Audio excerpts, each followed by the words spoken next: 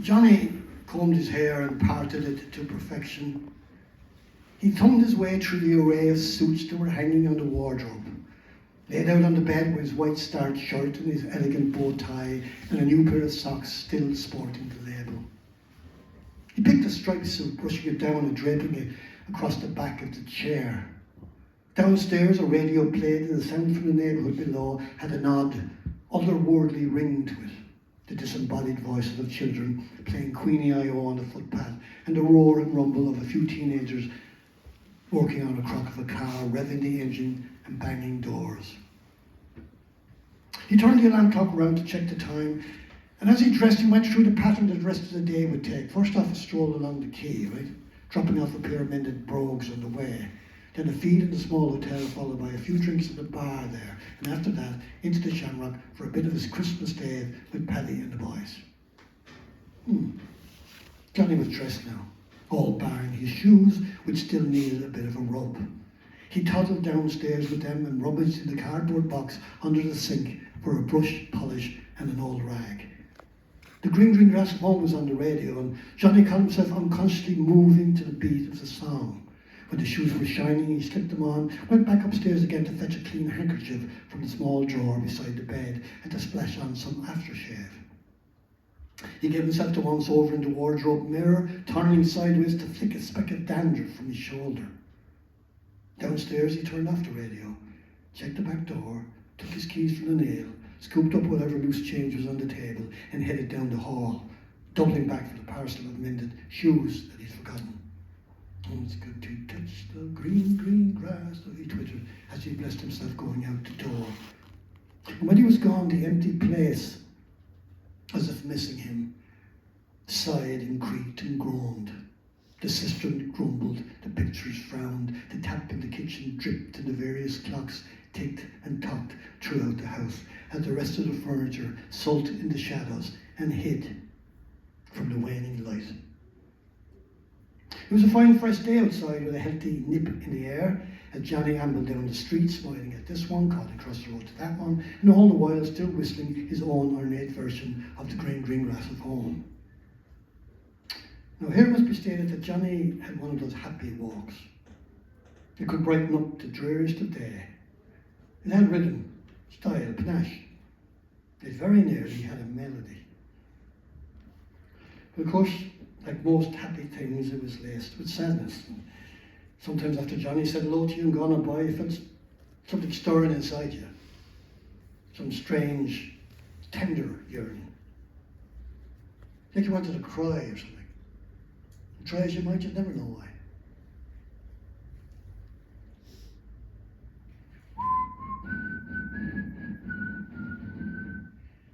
Johnny dropped off the mended shoes off at a house in Lower King Street.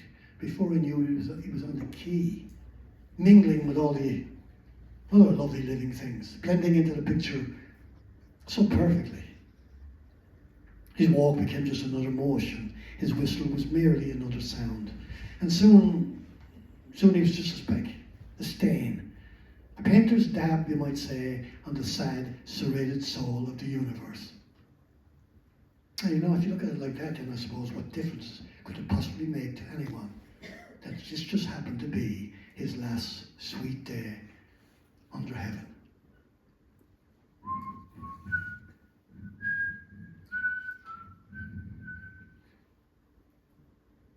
Johnny was found dead on Christmas morning.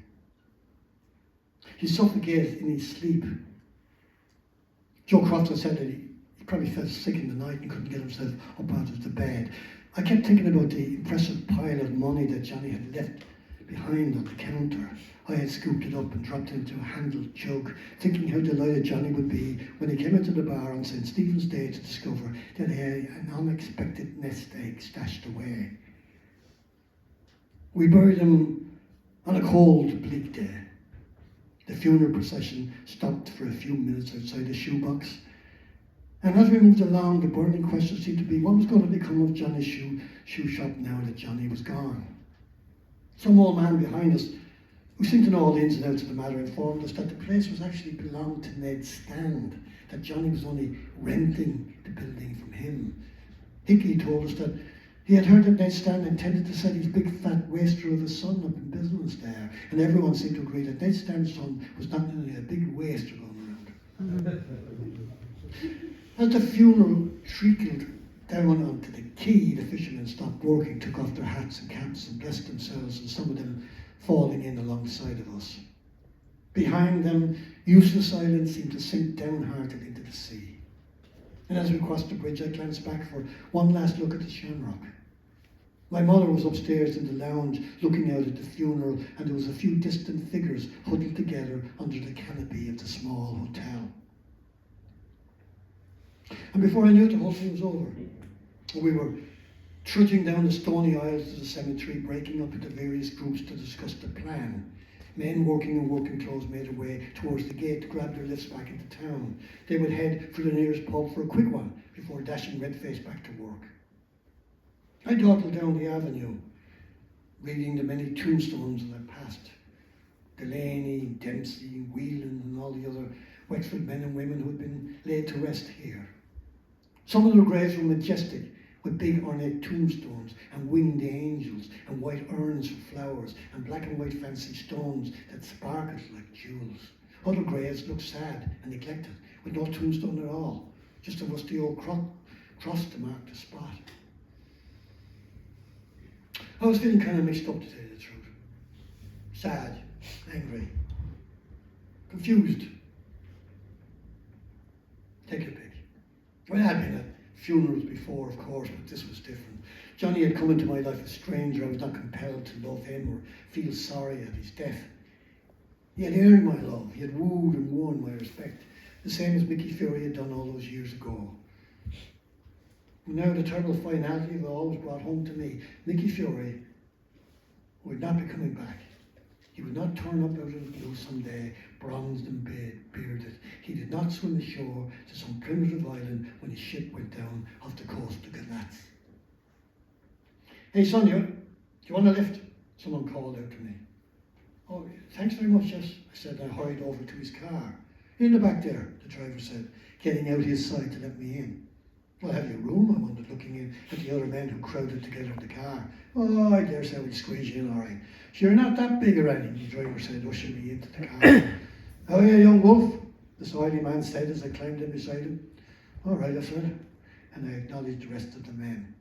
How's your dad? The oily man wondered. It's all right, he's out there at the graveyard somewhere, I said, looking out the window to see if I could see him. Is he?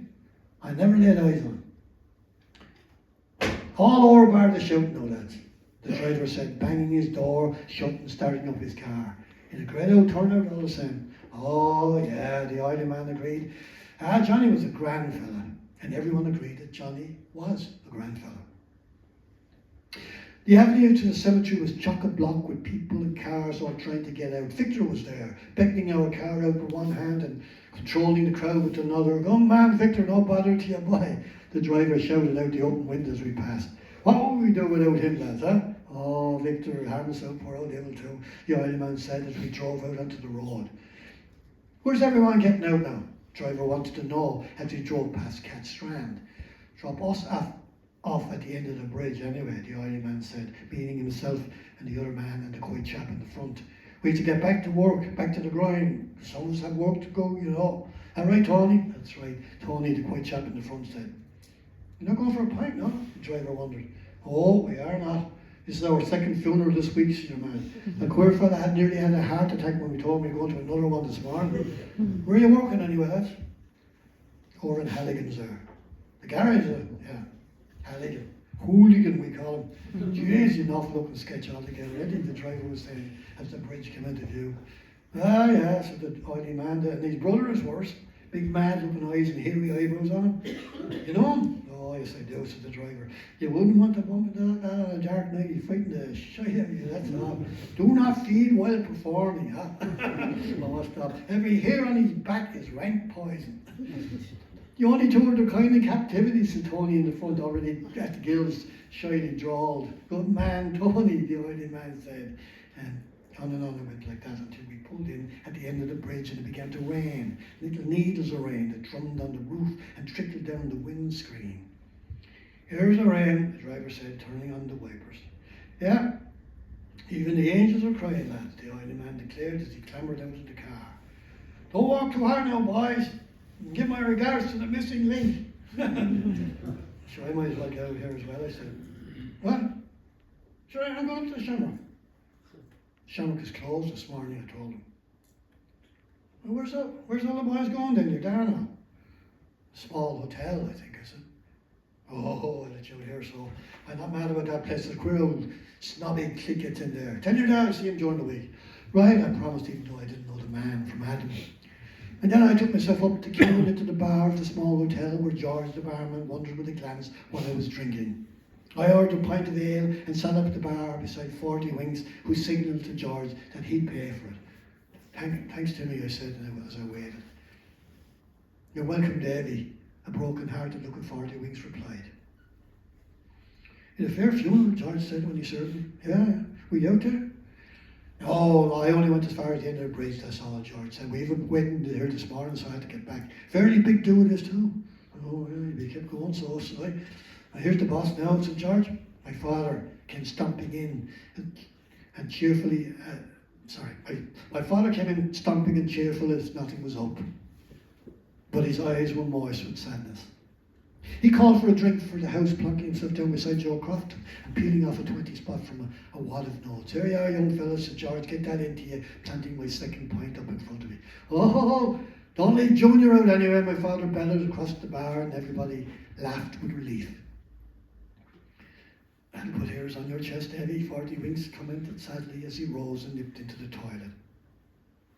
Just then a real straight-backed gentleman came in, followed by a lady with a silly hat and white gloves. She sat cross-legged in front of the fire, showing the top of her stocking off to anyone who happened to be sitting at the right angle. The man ordered a large brandy and a dry sherry and was engaged with a long, secretive confab with George, with something or other. And slowly but surely the cosy bar filled up, and soon the place was buzzing as if nothing was ever amiss. If I had my way, I'd shoot the lot of them. He was referring to the men on the dole. Could you possibly hang on maybe about a month or so, Durango Clark begged, grinning, because I got a bit of a tangle coming up. He'll fire away at him. No, be honest about it, lads. There's lads down there, and they wouldn't work in a fit, never worked a day in their lives, and they don't bloody well want to work, says your man crossly. He had a priestly pallor and looked like an executioner with a stoop that in the right light could easily pass for a hump. That's true enough, right enough, someone else agreed. And my father coughed and said, bloody jousters, a lot of them. There's a fellow doing quite well for himself, Durango said, changing the subject and digging into his pocket. Who's that? How much you want, George? 12 bob, Durango. 12 bob. There's 10 and 2 for yourself. Thanking you, sir. Thanks, Durango, George said, scooping up the money coin by finger-flicked coin. Yeah, that lacy chap. I believe he's after buying the hole in the wall. I heard it's up for sale, all right, my father said, more or less verifying the rumour. I heard he's going to modernise it and everything, Durango revealed with a clever wink. New toilets, lounge, the lot. That's not the lad who sells the papers, is it? Joe Crofton inquired. No, that's Eddie. This fellow would be a brother of Eddie's. Eddie wouldn't have tuppence to rub together. Great yodeling voice, someone said. Yeah, Eddie, he wouldn't have that kind of money. I don't know about that, Joe Crofton interjected. I bought a patent off last Sunday, and he did well out of it anyway. I gave him a pound note, and he only gave me a change of 10 bob. I never noticed till I was halfway home. My last pound too, Joe Crofton complained. That's right, it's a great yodel in his voice, all right, my father said, and demonstrated with a wild shriek. Hurl the press! No, he reminds me, my father said, of your man on the radio, what's his name? Billy Cotton. Wakey, wakey! Da-da-da-da! I should have called him Slim Whitman, no? Durango reminded everyone. I'm not fucking surprised, Joe Crofton said sourly. 10 and tuppence for an independent? He saves as much money as Slim Whitman too, according to that. The wedding party then was eventually called down to the dining room for a meal. The tussle-haired bellboy went around ringing the bell. Will all the people attending the old Brian Murphy wedding please take their seats in the dining room, please? Will all the people... He shouted that out a couple of times. Then he responded to George's mime command to collect some empty glasses. And soon There was a great exodus from the bar, as all the wedding guests trooped downstairs for the meal, and most of the funeral goers went back to work, right to the Shamrock, which was now open for business. George was weary from all the running around, and he treated himself to a well-earned rest in the corner with a quiet cup of tea, while I sat alone, staring drunkenly into my pint. "What's up with you?" Joe Crofton said, stepping right up beside me.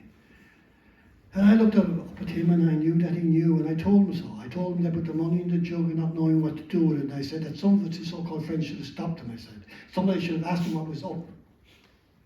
And Joe Crofton turned away from me, wincing as if he knew what was wrong with Johnny all along, but couldn't tell me, couldn't tell anyone.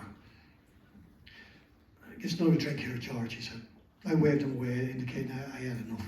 "Go on and have one more, I won't kill you," he said, giving George the bend to pull me another pint. "No," George decided to look at me over. "No, I think he has enough."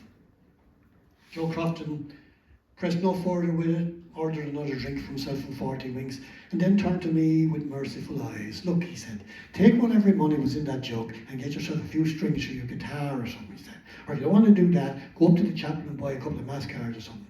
He stopped then and sort of sighed and brushed his falling down hair away from his face, because Davy, Johnny was one sound man. One sound man, boy. I silently agreed. 40 winks did too, with a comforting hand on my shoulder. I tried to remain calm, I really did, but in the end I broke down, and 40 winks tried to console me, crying himself inside, I expect, as the rain scratched and tapped against the rattling hotel window.